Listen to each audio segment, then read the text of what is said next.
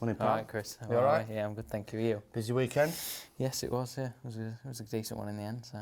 Yeah. Anyway, did you get to see our result anyway? Of course I did. Yeah. Chris, obviously we're up at the golf club. Is golf a stress release for you in the same way, Matt, is football a release from the golf for you? 100% for me. Yeah, it's the only time where the phone gets turned off, and it does get turned off, and I get the ump with whoever I'm playing with if they start obviously or taking calls. So it does, yeah. It's a huge one for me, and a great opportunity because there's not many times that, as my missus says, you've got footballs in your coconut. So I'm on a different planet to her, and maybe other things that happen in real life. And what about you, Matt?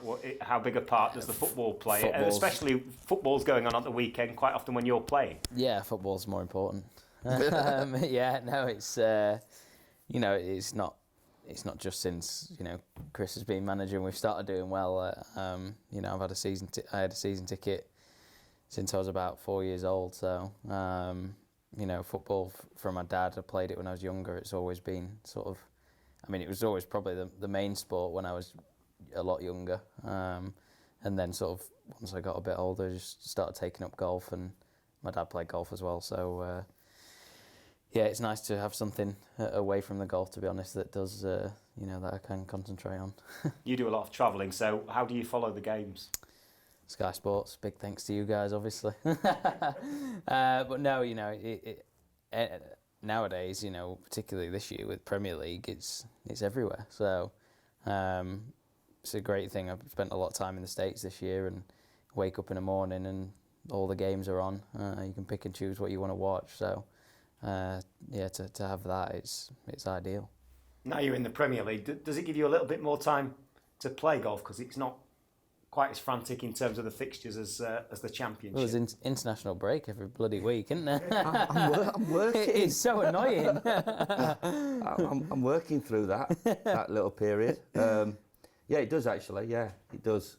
Championship's a brilliant league, but I think everybody involved in the Championship will tell you how relentless it is. And Saturday, Tuesday, Friday, Saturday afternoon, Saturday tea time, all these weird and wonderful times that you played in the Championship. As I said, it was a brilliant division. But obviously now, we have since we got into the Championship international breaks, which gives you a little bit of time to get the clubs out, and especially when the games are usually a full week's preparation allows you to, if weather permitting, because obviously being up here it gets quite severe and the wind blows. But no, it gives us more of an opportunity to get out. And Chris was a visitor. He watched you at the Italian Open. Was that a surprise to see him there in the crowd? No, obviously, it was great. He let me know that he was looking to sort of come out for the weekend and wondered if I In other words, I wanted some free tickets. Yeah. I wanted to get up close and personal. It's all right. It's a two-way street. He's looked after me plenty of times. He let me know that he was coming, and then obviously, sorted the tickets out, and to see him there on Sunday was, for me it was great. Did it spur you on? Yeah, definitely. To my caddies, obviously Billy Foster, massive Leeds fan, massive football fan. I think the football connection as well. Even Billy, I think, was probably, it was obviously good to have the extra bit of support, really. So. And you're playing a bit of golf when you can, Chris. So have you had a word with Matt at any point for tips? Has he given you a few pointers to your game? No, he didn't actually. I was when I played with him a couple of weeks ago. I thought, come on, sort me out on a couple of things. I think when I was in the bunker for about 20 minutes, he eventually walked over to me and said, "This might be a decent way to get out of it." But that was it. Yeah. But he's, and that was great walking around with him, and it was brilliant, and it was quite difficult for me to get the balance right, especially after. I think Matt Older birdie put on the second, and I wanted to give a big cheer. It was a decent sized cheer because I think Matt's a popular figure, not just amongst the players, but the supporters, the way he plays. But when Billy Foster went with the old Leeds shout after the second goal, I thought, all right, yeah, I might let myself go a little bit here, and started getting into it, but just getting that balance right, because obviously Matt was in the zone there and going for a big prize, and unfortunately somebody come from nowhere yet Behind, again. yeah, I know. Nowhere yet again, and shot what 65 60, on the last day, which was disappointing. But I just thought from my point of view, watching it, players after preparation before a game, and they go into battle for 95 minutes. Matt's had to do it over 4 days, and as he said afterwards, one shot what he put out of bounds, that could have happened on Thursday morning, but to shoot 15 under for 4 rounds of golf is just incredible, and obviously so he's a top player in a ultimately very, very difficult sport. Can you learn from golf the way that they approach it, the pressure, the mental side of it? Are there any sort of lessons you can take? Yeah, there is definitely. Yeah, from a discipline point of view, from a decision making point of view. I suppose things that'll go through his head in terms of when he possibly needs to consolidate, making the right decision to, right, it's my time, I need to go for this now. So I think there's, for me ultimately, that golf is the hardest sport of any sport ever. The amount of things that come into mind and come into from a mentality point of view, timing, ball striking, decision making, everything. For me, it's the ultimate sport. But one of the biggest things I should imagine that sort of separates the really good players from the top players is the mentality point of view, keeping calm under pressure, and certainly for Matt to get into the position that he is and will go on to. That is a huge part, I should imagine, of his game, not just having natural ability, but from the mentality point of view.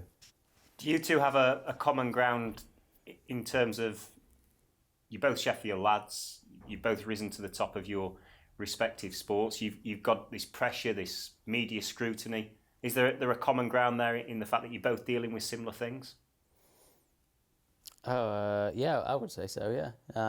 I'd probably say, for me, probably a little less so. I wouldn't say, I would say I've been very lucky. I wouldn't say I really come under much media scrutiny, why is he bottling it again or anything like that, in comparison to, say, Rory McIlroy, Tiger Woods, all those kind of guys. But, certainly, I mean, not to speak for Chris, but Sheffield United, they've always been put down for just a Route 1 team, and obviously I know that's not the case, and people who watch them week out know that's not the case. But it's obviously Chris likes to make sure everyone knows that they are wrong, that they're wrong, and they need to come and watch us.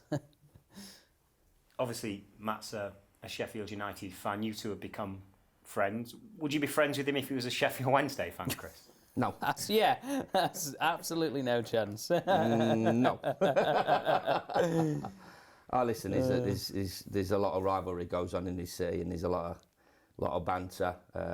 Even at the golf club, split 50-50 Sheffield United fans and Sheffield Wednesday fans. But I think we're all after the same thing. We all want our team to do well, but it's a huge sporting city on many fronts, not just from a football point of view. I think Michael Vaughan's obviously a huge Sheffield Wednesday fan who went to the same school as me, and has played golf with Matt as well. So I think we all have our little say on the matter, and we all want our team to do well. And thankfully, at this particular moment, it's our time, and we have to make sure that that continues by doing as well and keeping the standards going.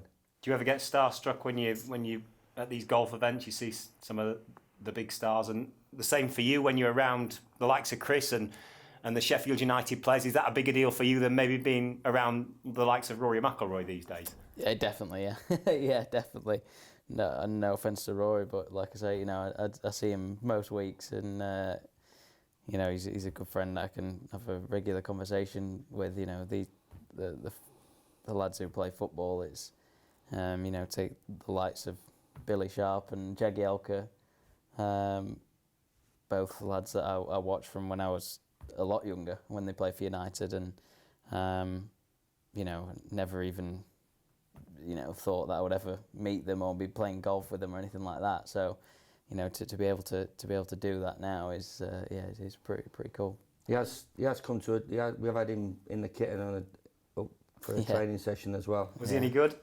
Well, he didn't watch. I didn't watch. I just went over and did something else.